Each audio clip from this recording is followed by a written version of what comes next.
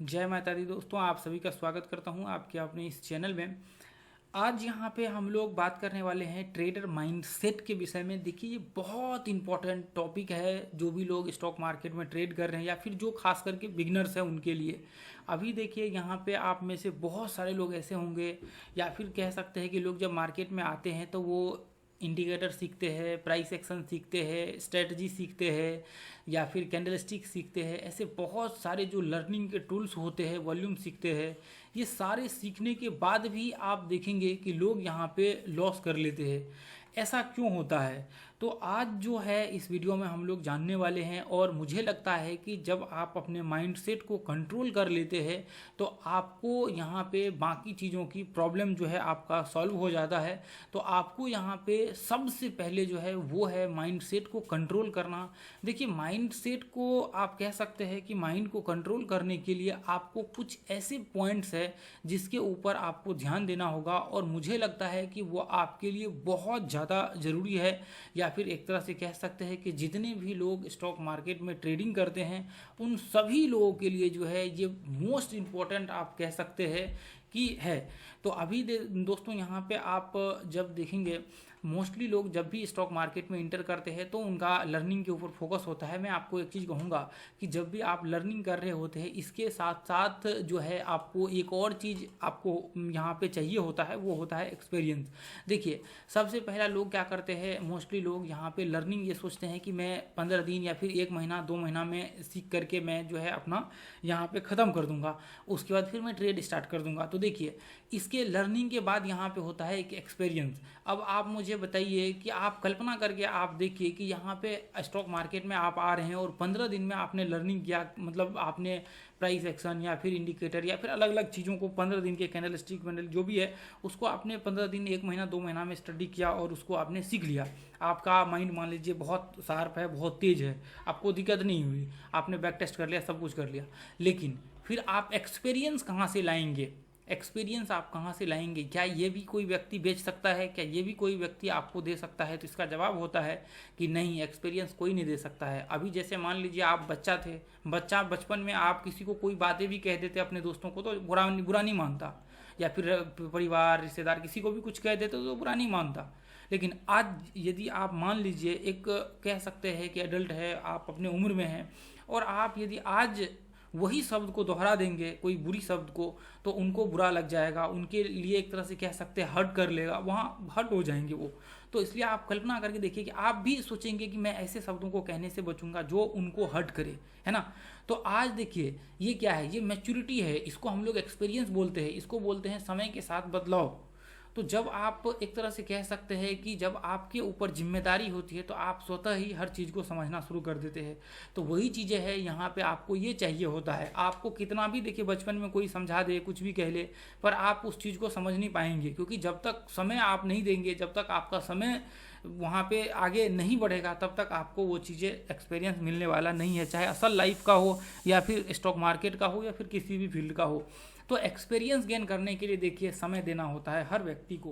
तो आपको भी यहाँ पे जो है समय देना होगा। और ये चीज़ें जैसे मान लेते हैं कि आप यहाँ पे 1-2 महीना में लर्निंग कर लेते हैं, एक बहुत अच्छी चीज़ है ये।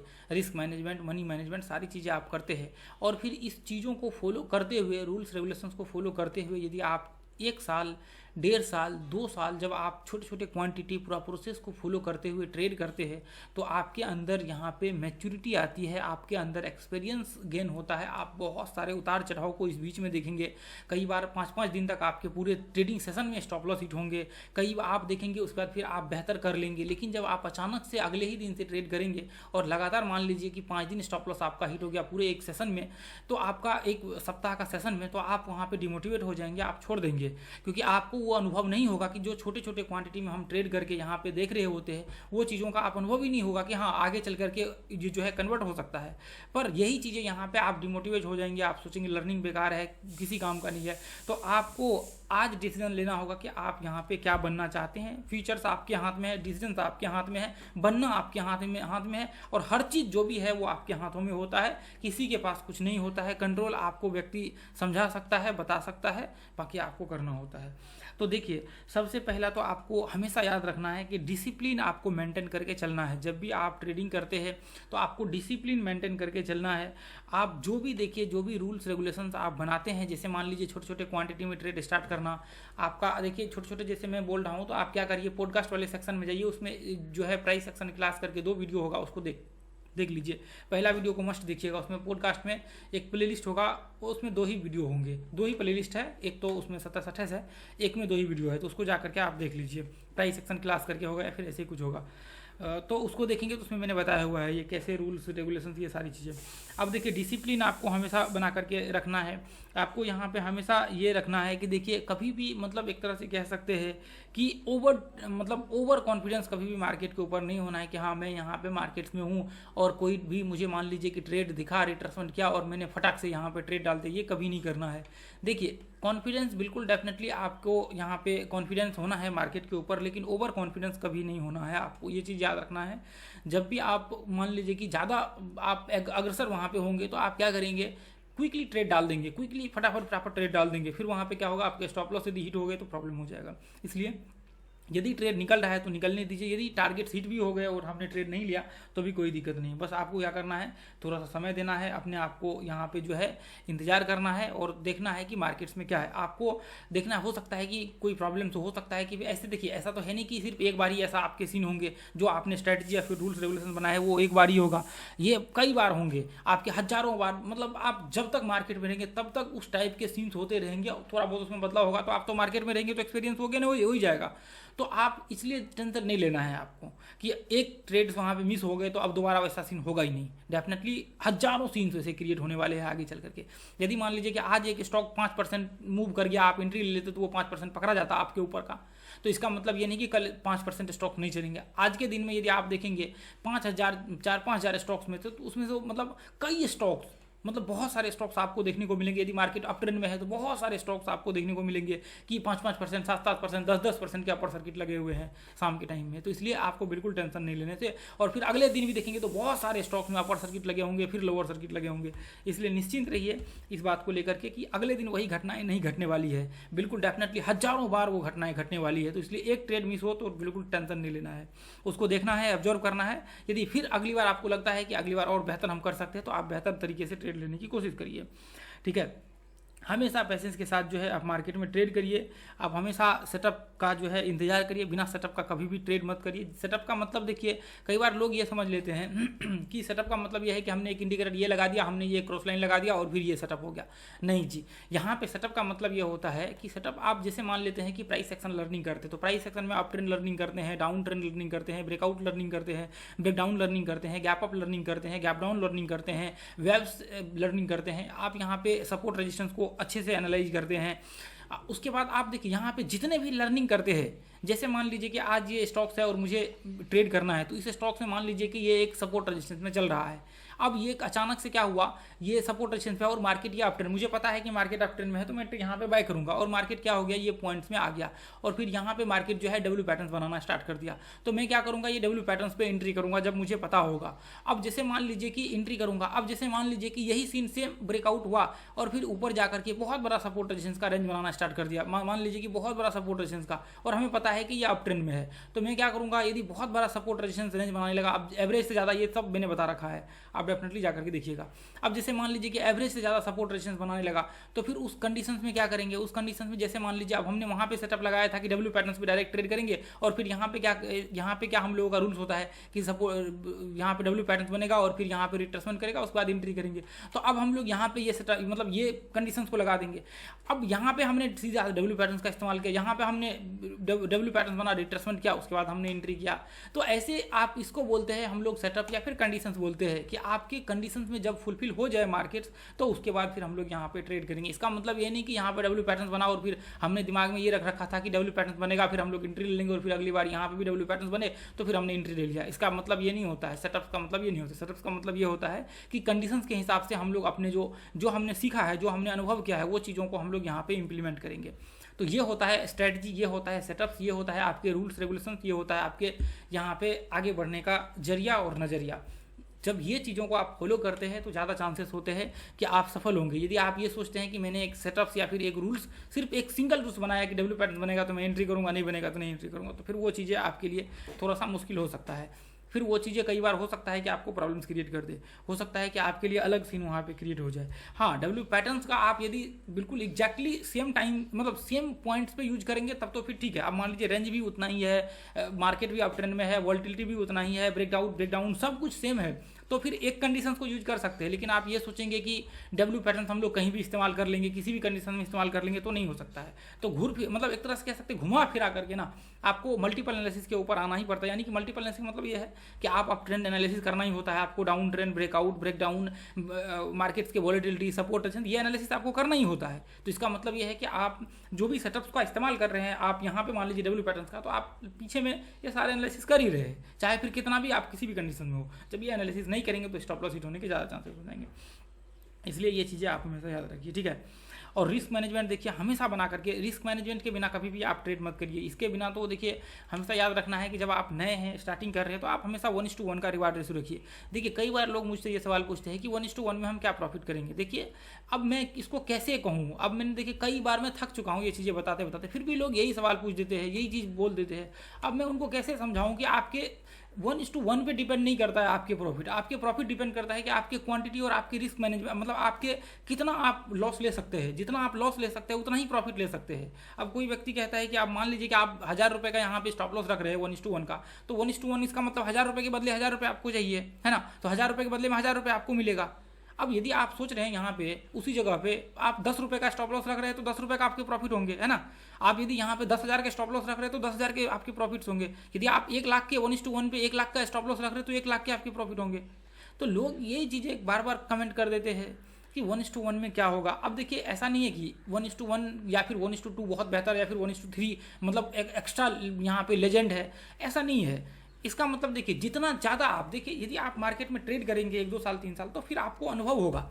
आज मैं आपको दावे के साथ कह सकता हूँ, मोस्टली ट्रेडर भारत में या फिर दुनिया में जितने भी ट्रेडर्स हैं, मैं आपको ये दावे के साथ कह सकता हूँ कि आज भी मोस्टली ट्रेडर जो है उसमें से मैं कहूँगा कि 95 या फिर इससे ज़्यादा, यदि जो इंट्राडे ट्रेड कर रहे हैं वो 1:1 के ट्रेड वहाँ पे जो है यहाँ पे रिवार्ड रेशियो पे ट्रेड करते हैं। इसके बहुत बड़े रीजन्स है क्यों ट्रेड करते हैं, क्या रीजन्स है। अब देखिए मैंने यहाँ पे न जाने कितने चार्ट शेयर किए होंगे, लेकिन आप जब देखेंगे अंत में 1:1 का ही होता है। क्यों होता है?